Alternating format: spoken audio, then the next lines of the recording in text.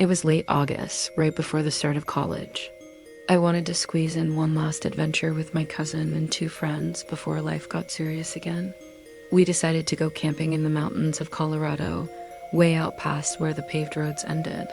None of us were experts at camping, but we had tents, food, and just enough confidence to believe it would be fun.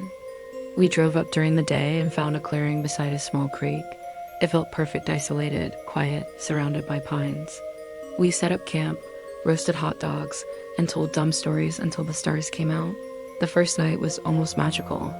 The second night, though, was when everything changed. Around midnight, I woke up to footsteps at the tent.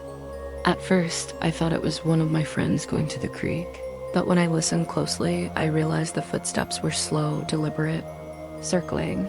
My heart started pounding as I waited for someone to unzip the tent flap, but nothing happened. After a few minutes, the steps just faded into the trees. The next morning, I asked if anyone had been up late, but all three swore they hadn't left their tents. I laughed it off, pretending it was probably just an animal, even though deep down I knew those footsteps sounded human. That night, it got worse. We were sitting around the fire when we heard twigs snapping just beyond the light. It wasn't random.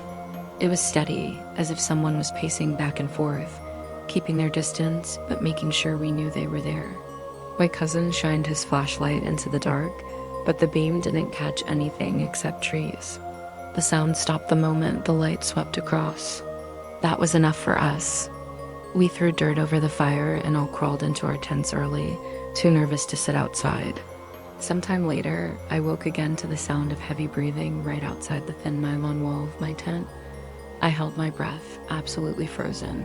Whoever it was, they were close enough that I could hear the rasp of each inhale, like they were exhausted but trying to stay quiet. I wanted to scream for my cousin, but I was too terrified to make a sound. After what felt like hours, the breathing stopped. In the morning after, of course, not sleeping at all, we found footprints in the dirt around our campsite.